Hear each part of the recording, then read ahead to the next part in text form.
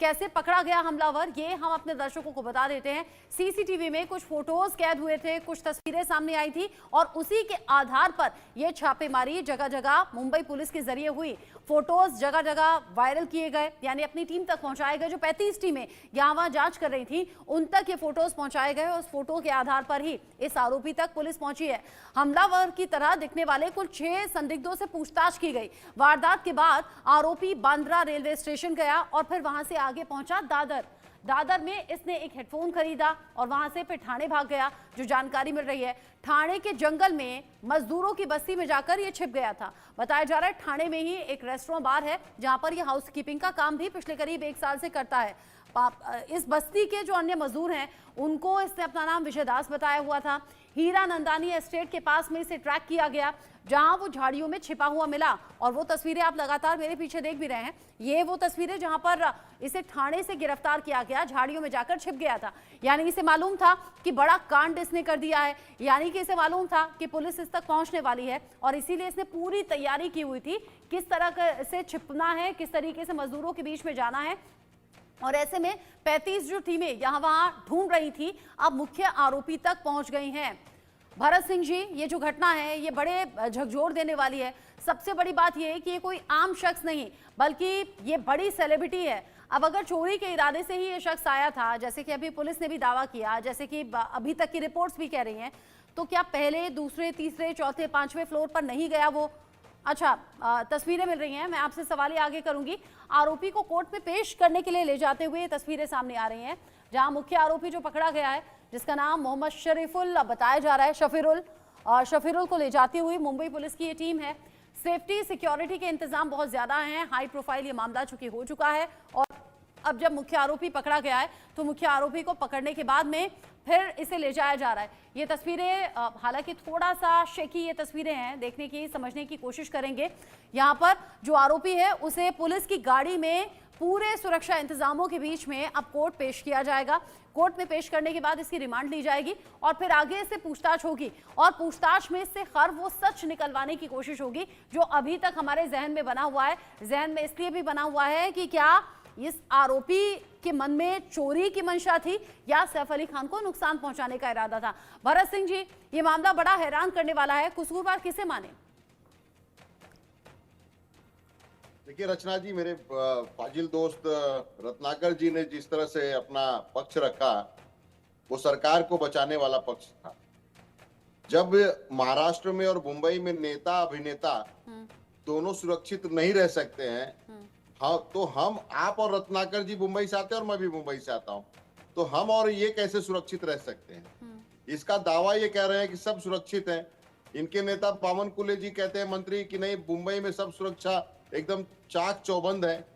यहाँ के मुख्यमंत्री देवेंद्र फडणवीस जी कहते हैं मुंबई में, महाराष्ट्र में सुरक्षा चाक चौबंद है। उसके चाक चौबंद के चक्कर में एक जो है नेता मारा जाता है इनकी ही पार्टी का, एक जो है अभिनेता, एक अभिनेता की बात नहीं है।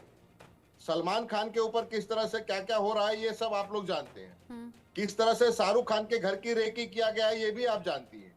किस तरह से आज जो 2 दिन पहले सैफ अली खान के घर में घुस के चाकुओं से वार किया जाता है, उसके बाद ये कहते हैं कि मुंबई पूरी तरह से सुरक्षित है।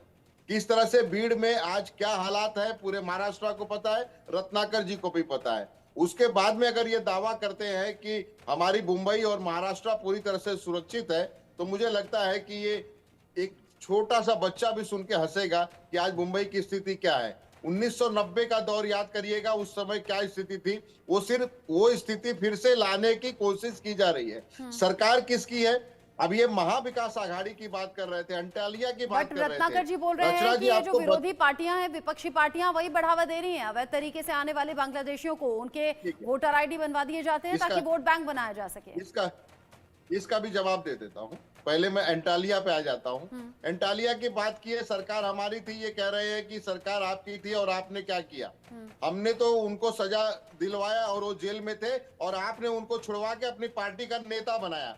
प्रदीप शर्मा आज शिवसेना के नेता हैं, उनका बैनर पे सब जगह फोटो आ जाएगा।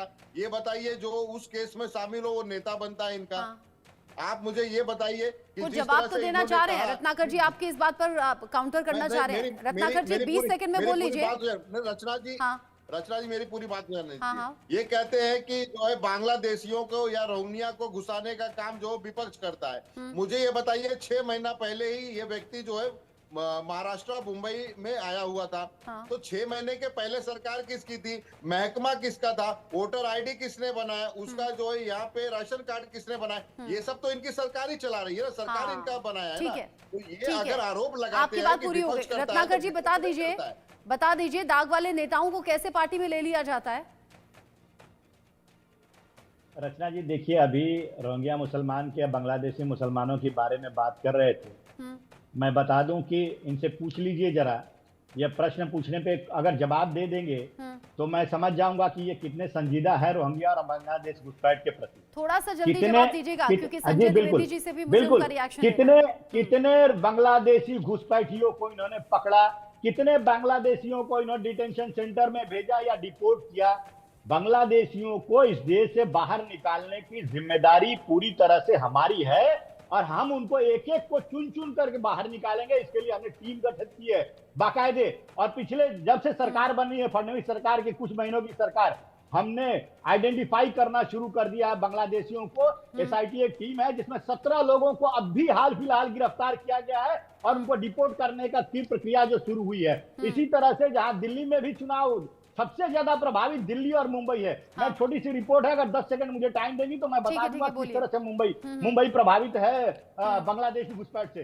देखिए कुछ महीने पहले ही रचना जी एक टिस का रिपोर्ट आया था। टिस के रिपोर्ट में यह बताया कि अगर 2001 हमारी जो है यहाँ की जनसंख्या हिंदुओं की 88% थी भारत में। मुंबई में हिंदुओं की जनसंख्या 88% थी। वो सब बातें ठीक है रत्नाकर जी, वो सब बातें आपकी ठीक है जो आप बता रहे हैं डेटा, लेकिन आपने ये नहीं बताया ना ना ना ना ना ना आपने ये नहीं बताया, आपने ये नहीं बताया जो कि अभी पूछा गया था कि दागदार नेताओं को कैसे पार्टी में ले लेते हैं। आप दूसरा डेटा बता रहे हैं। हाँ, अवैध बांग्लादेशियों पर एक्शन पिछले कुछ दिन में हो रहा है, उन्हें ढूंढा जा रहा है, वापस उनके देश भेजा जा रहा है। ऐसे कई डेटा और कई खबरें हैं।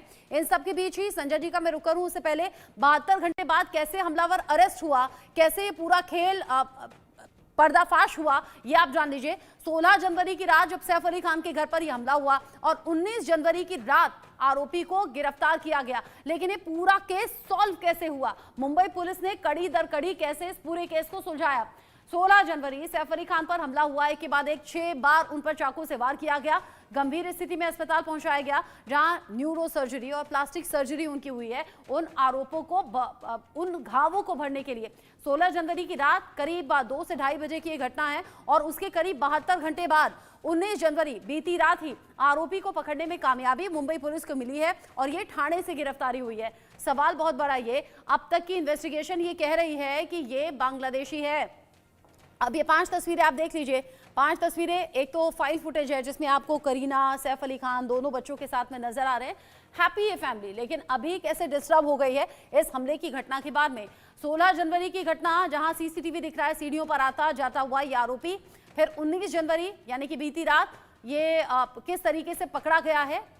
यहाँ ठाणे से इसकी गिरफ्तारी हुई है, झाड़ी में छुप गया था ये शख्स जो अभी बांग्लादेशी बताया जा रहा है, यानी बांग्लादेश से इसका कनेक्शन बताया जा रहा है क्योंकि भारत का कोई भी डॉक्यूमेंट ये दिखा नहीं पाया और बांग्लादेश के गांव का भी जिक्र कर रहा है, जिले का भी जिक्र कर रहा है, यानी कि क्या वाकई बांग्लादेशी है और गलत इरादे से भारत में घुसा, यहाँ 5 से 6 महीने से काम भी कर रहा था और क्या अब सैफ अली खान पर हमले की ये प्लानिंग पूरी तरीके से सामने आई। संजय द्विवेदी जी, इस पूरी घटना को कैसे देखा जाए? एक के बाद एक जब ये घटनाएं हो रही हैं, वो भी मुंबई जैसी जगह पर हो रही हैं, तो लोग बड़े डरे सहमे हुए हैं क्योंकि इंडिया न्यूज के रिपोर्टर्स जो कि फील्ड में है ना, वो लोगों से बात कर रहे हैं, आम लोगों से बात कर रहे हैं। लोग कह रहे हैं इतने बड़े चेहरे जब सुरक्षित नहीं तो हमारी सुरक्षा क्या। देखिए रचना जी, आपने अपने मुंह से खुद ही कह दिया जो मैं बोलने वाला था। बाबा सिद्दीकी की हत्या होती है, भाई श्रेणी सुरक्षा थी उनके पास और उसके बाद भी हत्या हो जाती है। सरपंच जी की हत्या जाती है जिसमें धनंजय मुंडे जी का नाम शामिल है, लेकिन अभी तक उनके बारे में कोई डिस्कशन नहीं हुआ, ना कुछ हुआ। और इसके बाद देखिए आए दिन एक नौजवान की हत्या हो जाती है थाने में। आज सैफ अली खान की बात आई। ये बिल्कुल निश्चित बात है कि गृह मंत्री या मुख्यमंत्री जो है महाराष्ट्र सरकार में फेल है। इनको चुनाव सब जीतना था, लच्छेदार बातें की, और महाविकास अघाड़ी इनको दिखाना था। महाविकास अघाड़ी कुछ कार्य नहीं कर पा रही है, महाविकास अघाड़ी फेल्यूर, इसलिए हनुमान चालीसा।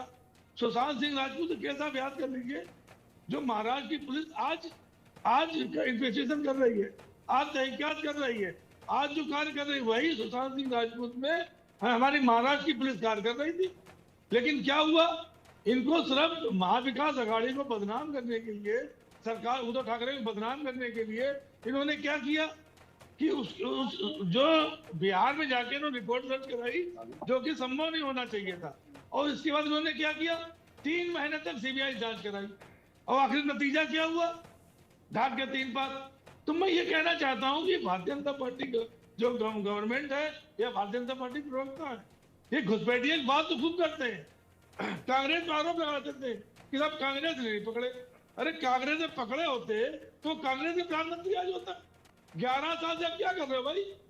आप कह रहे हैं बांग्लादेशी जो पकड़ा गया है वो बांग्लादेशी है, तो बांग्लादेशी वहां रह कैसे रहा? इनकी 2.5 साल पहले सरकार चली, सरकार अब इनकी चल रही है, उससे पहले 5 साल सरकार की थी। तो बांग्लादेशी आके एक अभिनेता घर पे आके, सैफ अली खान के घर पे आके, और उन पे आक्रमण कर देते हैं, 6 चाकू से बाहर करते हैं, और ये हाथ पे धरे बैठे हुए। तो बात देखिए ये है कि आज जरूरत क्या है? बात सुरक्षा की है, बात आम लोगों के अधिकार की है, उनसे सुरक्षा का अधिकार तो यहाँ छिनता हुआ नजर आ रहा है जब इस तरह की घटनाएं होती हैं।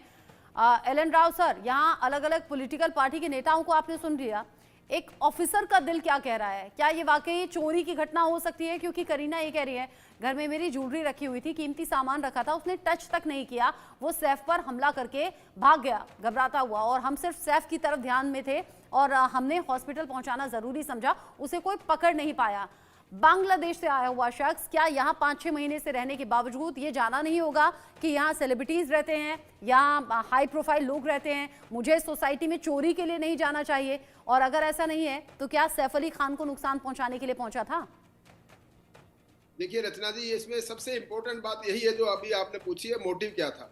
लेकिन अभी कयास लगाए जा रहे हैं कि मोटिव क्या हो सकता है, और अपेरेंटली ऐसा लगता है जब भी कोई आदमी चोरी की नीयत से जाता है तो अपने साथ में हथियार लेके इसलिए जाता है कि अगर चोरी करते उसको पकड़ा जाए तो अपने आप को बचाव करने के लिए उसका इस्तेमाल किया जाए।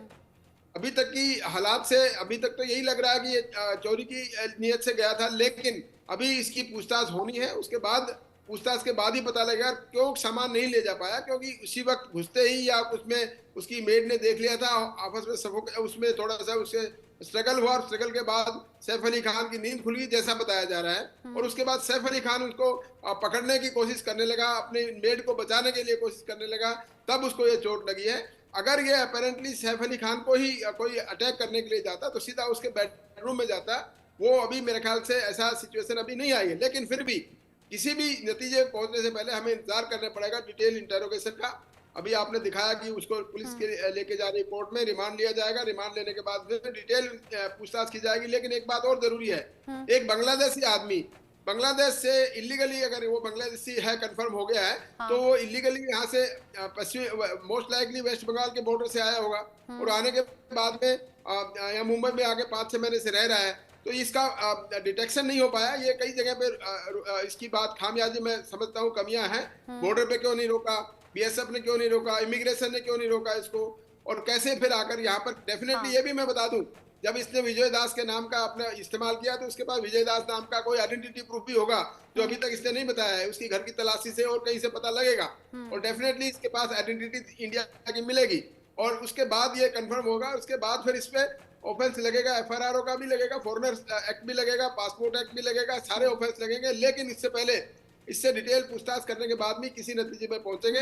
मोटिव के बारे में मैं बता देना चाह रहा हूं कि ये मोटिव, जैसा कि आप आमतौर पर हमने देखा है कि चोरी करने लेके कोई आदमी जाता है तो हथियार लेके जाता है। और इसकी ये बड़ा इंपॉर्टेंट बात ये भी है कि इस एरिया में यहीं पर आकर उसी के घर में 12वीं मंजिल पे कैसे गया, ये सब चीजों का खुलासा उससे पूछताछ करने पे पता लगेगा, पूछताछ में पता लगेगा। लेकिन बहुत से लूप होल्स हैं जो सामने आ रहे हैं कि कैसे अगर पश्चिम बंगाल की जो सटी हुई सीमा है बांग्लादेश से, अगर वहां के रास्ते भी आया, वहां से दाखिल हो जाता है, वहां से किसी की नजर नहीं पड़ती, वहां से फिर मुंबई भी आ जाता है और यहाँ 5 से 6 महीने से वो रह रहा था। बड़ी चौंकाने वाली चीजें हैं और बहुत से लूपहोल्स की तरफ भी इशारा कर रही हैं। ये केस चौंका रहा है, बहुत से सवाल उठा रहा है। इस केस से जुड़े हुए चश्मदीद को पहले सुन लेते हैं।